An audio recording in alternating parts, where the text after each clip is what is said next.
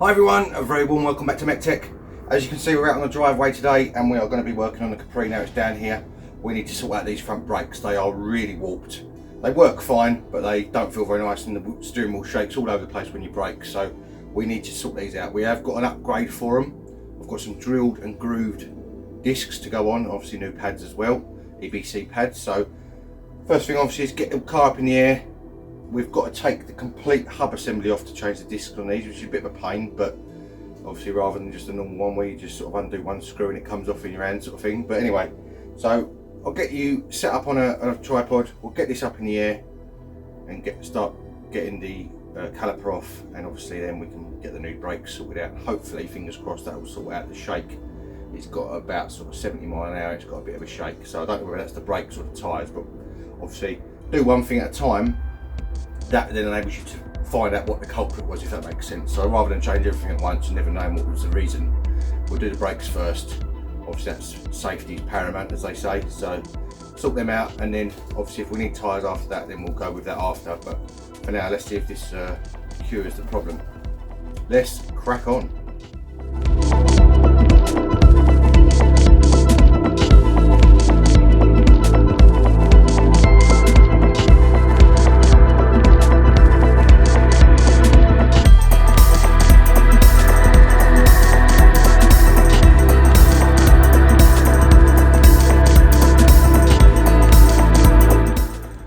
Rightio, as you can see, I've added an axle stand there now because obviously I didn't need it on that jack before, so just for safety I've put an axle stand there. Anyway, first time underneath the Capri. I've not actually had a wheel off of this car yet, and by the looks of it, it is all completely original.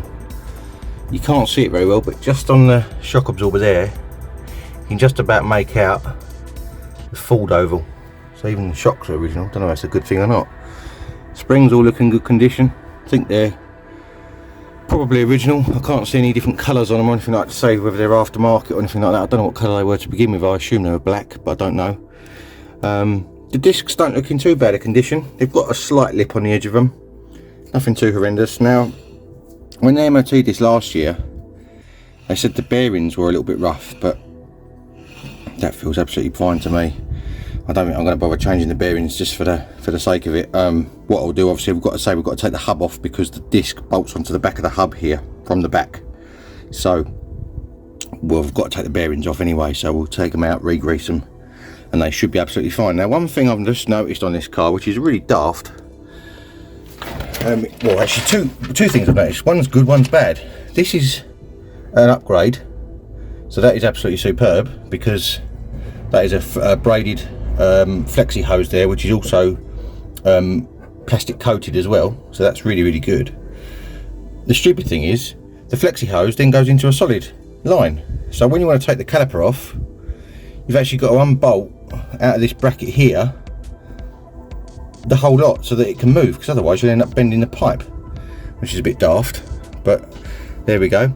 While we're here, just to show you another similarity to the DeLorean, you would have noticed in the last video I said about the fuel injection system being the same as a DeLorean. Front brake calipers are also the same as a DeLorean as well, although on the Capri you can see they are vented discs and they have a spacer in the middle there in the caliper. Now that is going to be in a future video. I am going to upgrade the DeLorean to vented front discs, and we're going to put the spacers in the calipers. You can buy a kit for it, so that will come from my mate Aaron at DeLorean Go, as have the brake pads for this. So he's sorted me out with the brake pads. They're en route in post as we speak. They should turn up today, hopefully. So next job is to work out how I'm going to undo this pipe. I don't really want to let the fluid out of it because obviously it doesn't need bleeding. I'm hoping I can just undo that clamp bolt on there and it will slide out the side of the bracket, because there's a hole in the bracket on this side.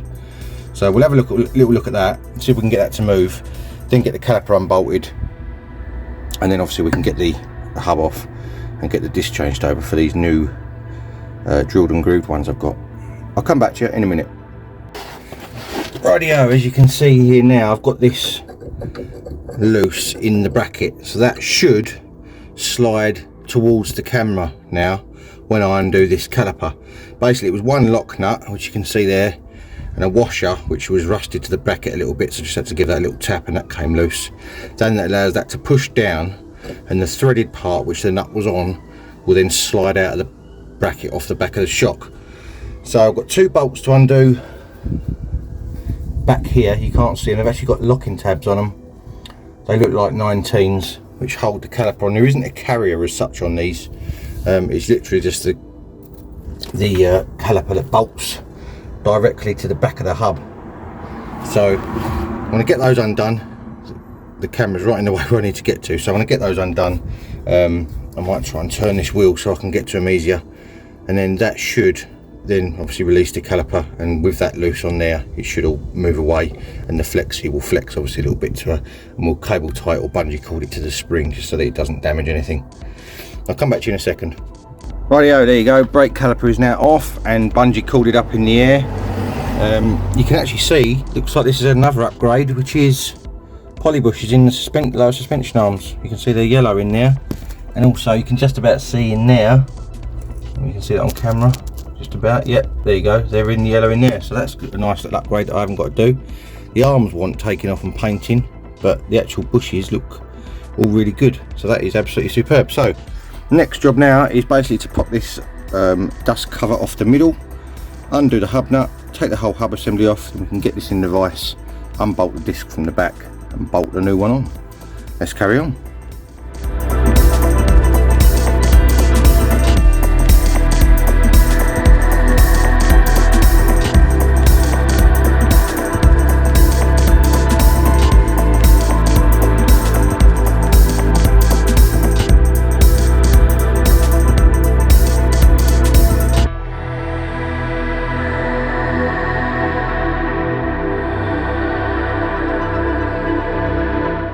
Right, well, what do you notice from that? First thing I notice is nowhere near enough grease in there, which is probably why the bearings felt a little bit rough. That's not ideal. Obviously you can see usually this would be absolutely caked in grease, but there's the inside of that cap is actually clean, which is no good. So we are going to have to definitely repack that with some more grease, clean all the old gunk out. And again, inside the hub there you can see there's grease in there, but it's nowhere near enough, I don't think anyway. I'm talking from previous experience of getting burnt not putting enough grease in bearings, so I always make sure they're absolutely rammed. Anyway, I digress. We can now get to the 4 bolts on the back of there. You can see that in the light, just about. And get those undone. We'll put it in the vise. That'll make things a little bit easier. And get those off, and then we can get the new disc fitted on. I'll come back to you in a minute. Rightio, that is the hub obviously in the vise there. We've got 4 bolts to undo, which are 14mm.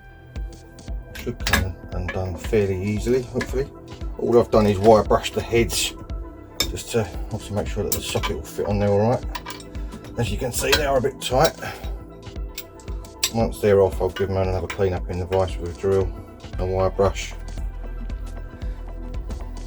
Should be.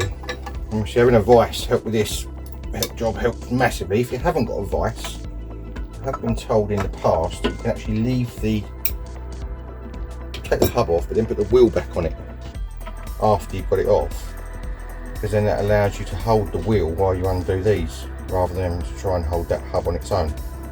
I've never done it like that, but I've been told that is another method if you are struggling and you haven't got a vise. So always a good little tip. So basically I'm just going to undo these, get this hub knocked off, give it a clean up, and obviously then we'll get the new, in fact before we put the new disc on, I'm going to try and possibly pop this back bearing seal off if I can without damaging it, so I can get the rear bearing out and give that a proper clean up and re-grease, because having seen the fact that there's not a lot of grease in there, I don't trust it that it's not got any in the back either, you know. So whilst it's off, I'd rather do it, because at least then I know it's all right and it ain't gonna seize up on me going up the road, you know. Right, I'm gonna get these undone. I'll come back to you in a minute. There you go. As you can see, that is the disc off, and it gives me a lot better access. I'm gonna give this a little wire brush around the side of here, and that'll give me a lot better access to this rear bearing seal, so I can get to the edge of it hopefully. I was hoping it was one overlap, but actually it looks like it's one that's in the middle. I still need to wire brush this anyway, so aid the new disc going on. Now the seal, actually looking at it, is inside. I may be able to get that out without damaging it. I'm going to try, because obviously I want to resort that bearing out. So looks like someone's had a go at it before. There's quite a few dents in it. I used, just so you know, I used a little dead blow hammer on that hub. So I hit it on this edge here, but obviously being a dead blow and being plastic, it will not damage it. So little tip for you, you won't end up with dents all around your hub then, because otherwise it looks a bit rubbish if you ask me. So while I'm here, I might as well give this a clean up. Now obviously we're not going for a full resto at this stage. I just want to get it driving nice and be able to use it for the rest of this year, and then obviously in the future, if I do decide I want to go down a full resto route, I can. So that is the theory for the minute. I'm just cleaning it up as best I can, but it's a nice usable car. And then when we want to go down the resto route, once the van's finished or whatever else I'm doing at the time, we can go for maybe getting all these bits painted or powder coated or whatever else. But for now, a good old clean up with a wire brush is going to have to do.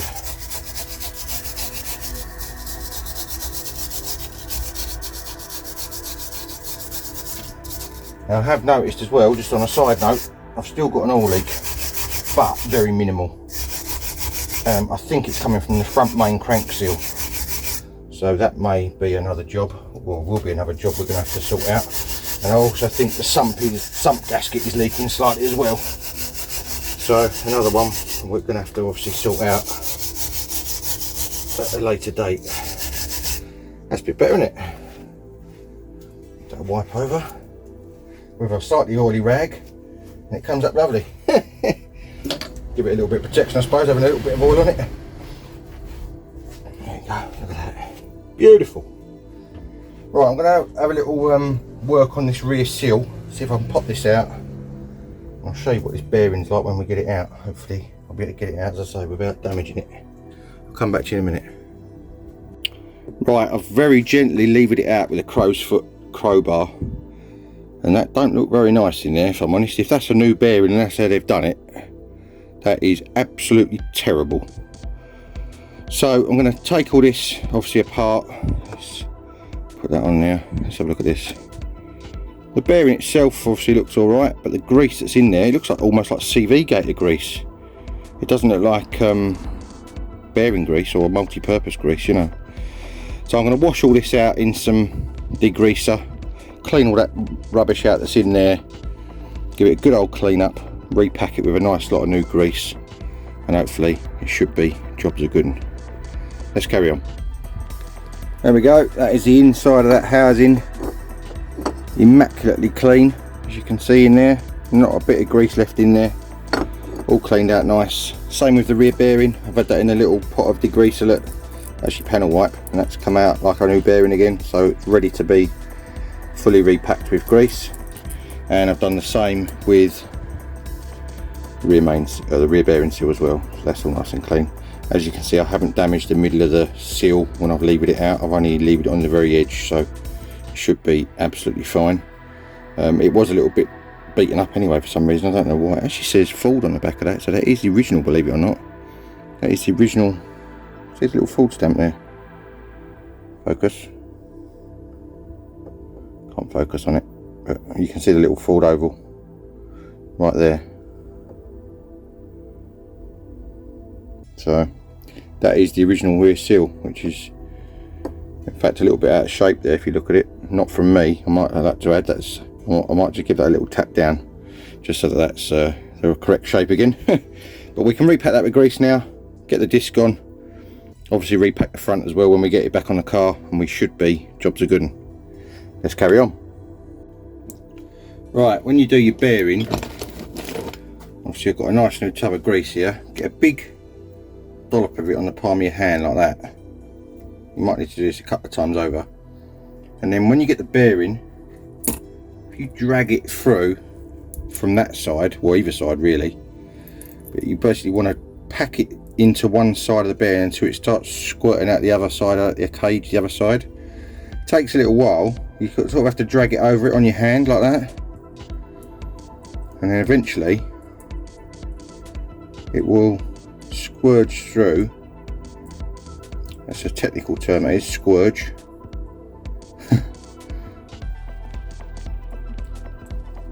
And then you know that your bearing is fully packed with grease and is not going to dry out. I'm pretty sure whoever did this before didn't, well, if they did do it, they didn't put enough in there, I think. You can see that it's just starting to squirge through, see? Up here. So that is how you know that that's got grease right the way through those little roller bearings in there. So basically that's what I'm going to do. I'm going to keep going with that until the whole thing is absolutely full with grease and I'm in a complete mess. And then we know then that it should be top banana and good to go and all the rest of it. So I'll come back to you when I've finished making a massive mess. See you in a bit. Right, that's the bearing back in. As you can see, I've really packed that full with grease, and I've also packed all the internal sort of area where it's sort of got a recess inside it with grease as well, same as it was before, to be fair, but just with a bit more. So that is ready for the rear seal to go back on. I've took a dead blow hammer to that and got that nice and flat again, so that is good to go back in. I'm going to get that put back in, and then we can get this nice new disc bolted on, which you haven't seen yet, but it is there. That's a nice bit of kit. I think that's from a company called MEC-TEC, and obviously it's vented as well, so it's yeah, should do the Capri the world of good. I'll get this rear seal tapped in and then we'll get the disc on. Right, rear seal is on. Unfortunately some numpty in the past has mullered the edge of this, so when that's gone back in it has kicked that edge in a little bit slightly there on that seal, but it's obviously still absolutely fine around the sealing surface in the middle, so that should be fine. So I'm going to get you put there if I can. Hang on a second. Not the best view in the world, hang on. I'm trying to get a good spot for you. Trying to balance you on things. It's not going to work very well, but basically obviously we've already cleaned this up with a wire brush, as you saw. I'm going to go over it with a scraper, just make sure this is dead flat, because obviously if this isn't dead flat it can cause the disc to warp, the same as what the other ones were. Whether that's because of this reason or whether it's because of just them being old before, I don't know. I'm just looking for a scraper, I can't find one, but I'm going to get that scraped off, cleaned up, then we can bolt that new disc on and then we can get back on the car. Right, that surface is now lovely and smooth. Now, I started off with a scraper, wasn't happy with that, so I went on to a blade scraper, wasn't happy with that.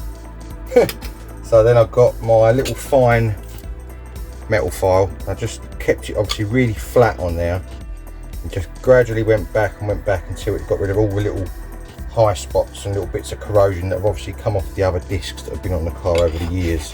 Doesn't take a lot, just a little rub like that, and then after that I went around it with the old wire brush again just to make sure that I've got all the bits and everything off of it, which there's a couple of bits there which I haven't got, so let's get them off while we're here.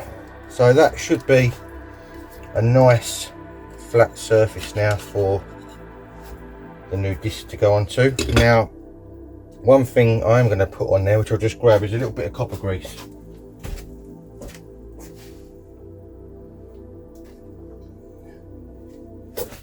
This just aids the, obviously, future me from if I ever have to change, when I change these discs again.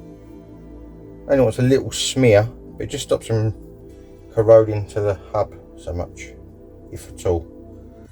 As I say, you don't want a lot, because obviously you don't want to make it unflat, which obviously grease doesn't really, doesn't compress. So I think it's a little smear on it, just like that, and obviously round the sort of upstand of the hub as well, so that it doesn't stick around the upstand when you put the disc on. There you go, and that should keep that from corroding and obviously having the corrosion that I just had to get off on there again with any luck. There we go. Right, new disc time. I've got this clamped in the vise up that way, Obviously make sure when you do this is all nice and clean. Obviously it doesn't matter if the middle bit's a bit greasy. It's going on a greasy surface now, but just don't want to get any bits in there. And that should drop on there like that. Look at that. And I think I've done this before. I'll clean these bolts up, they're all good to go back in. I might put a little bit of Loctite on them actually. They have got spring washers on them, but just to be on double safe side, where's my Loctite? As usual, the Loctite's gone missing. There it is.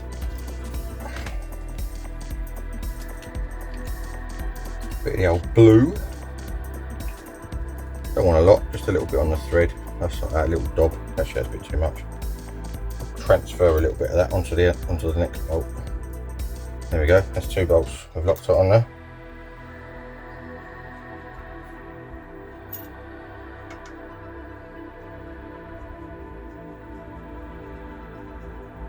Same with the others.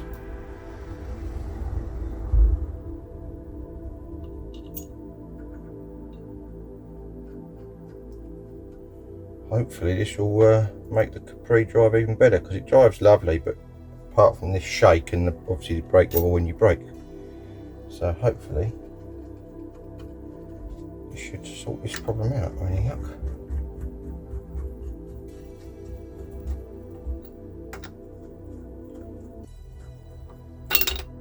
Go around them all by hand first, just to make sure they're all snug and everything is sitting flat. Which it is. Lid back on so that don't dry out. I will have to double check the torque spec of these, but for the minute I'm just going to use a bar on them and just tweak them up.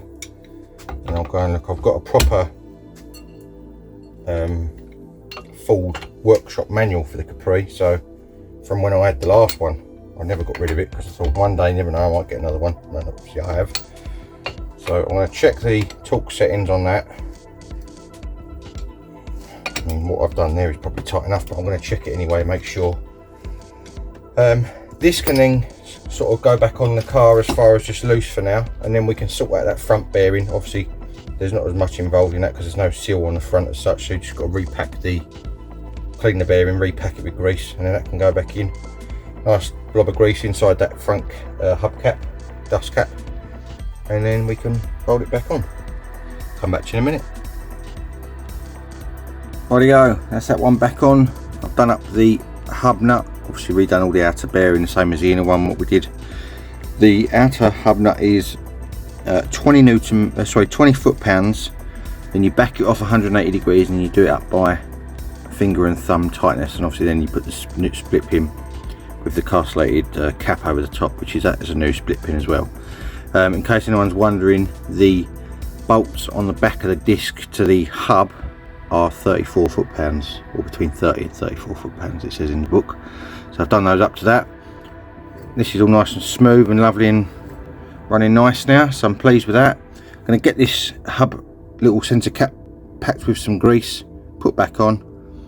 Still waiting for the postman at the moment with the pads, so we may have to leave this side hanging as far as the caliper, and then we can get on the other side, do all the other side with the disc, and then hopefully it will have turned up by the time we finish that and we can get the pads put in. Let's carry on.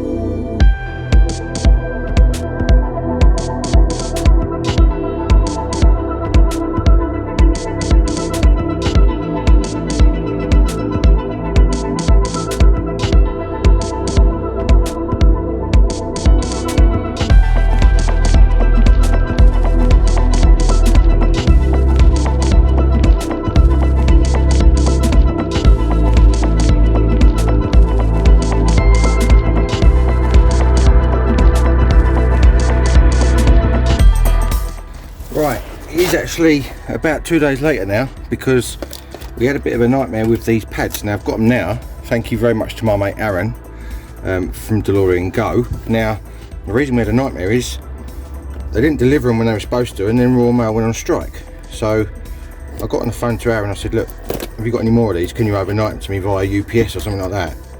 So he did. And then obviously, unfortunately, poor old Queen passed away and Royal Mail cancelled their strike, which means that the original set that he sent me turned up this morning.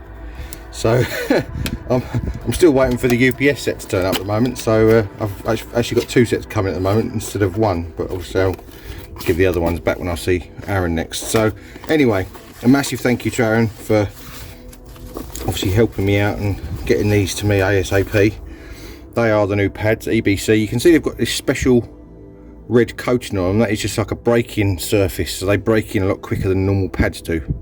It's only very thin, but obviously it allows them to conform to the shape of the disc quicker than they normally would. So that is absolutely superb. We've also got new anti-squill pads to go on, and we've got new pins and new clips and all the rest of it to go on. So that is absolutely brilliant. So basically what I'm going to do, I always put a bit of copper grease on these, even when they've got the anti-squill pads, just because it's by pure habit and it's what I do. So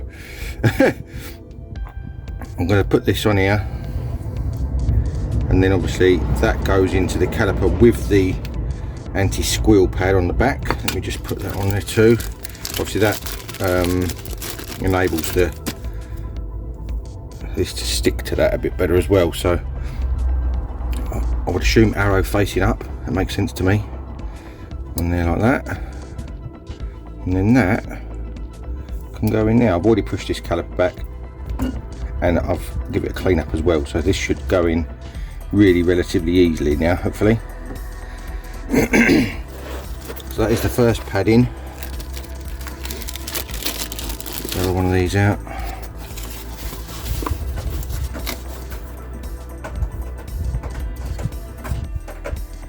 Cat's clawing my floor. Wait, stop clawing my floor. Cat's clawing my floor in the garage.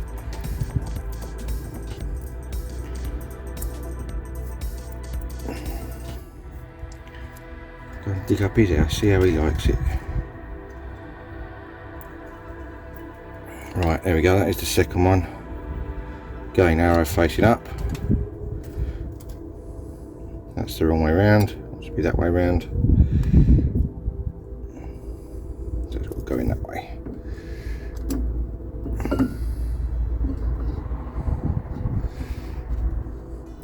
So they are, obviously, if you've not got to do discs on one of these, they're really easy to change the pads on, because obviously you've not actually got to take the caliper off. I can do it all from the edge. Right, new pin. Now these have come with some newer style clips to stop the pads chattering, but I don't know how they go. I've got to work that one out. That basically just pushes through. Give that a little tap in because it's not quite in there. There we go.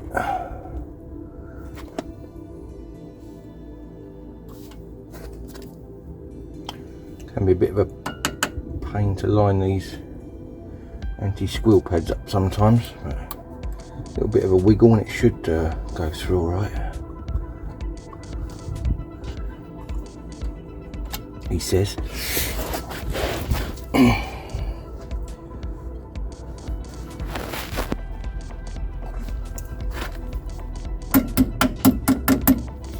Don't want to go. What's happening here?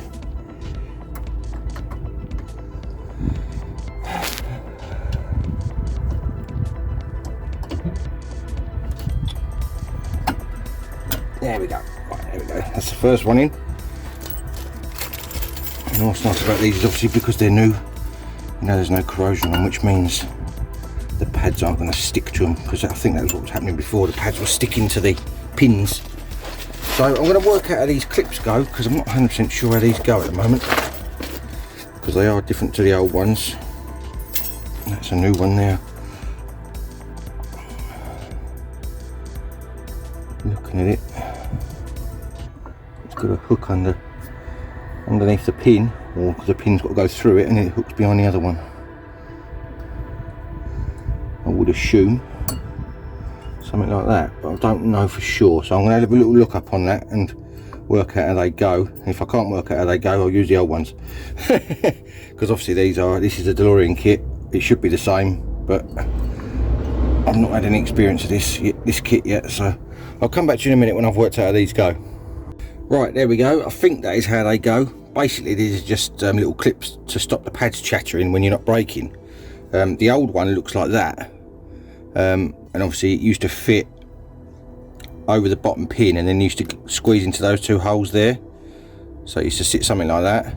But obviously with those other clips in there, this one doesn't really fit so well, so I'll go with the new ones, see how we get on with them. Now these new pins as well, on the old ones the split pin used to be over here to stop them coming out, but on these ones they're over here, so they can't go anywhere. They're nice and free.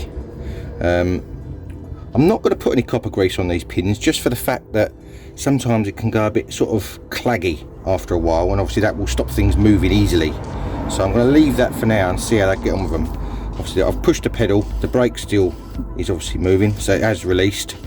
It's a little bit stiff, but obviously that's because it's got that braking material on the pad still as well, so that's obviously going to be a bit tighter than what it normally would be. So that's this side complete now. Obviously I've got, as I say, I've cleaned the caliper up. All the rest of it is all free and lovely jubbly. Now all I've got to do is do exactly the same on the other side, and then we should be able to stop with any luck without having a load of shake. Top banana.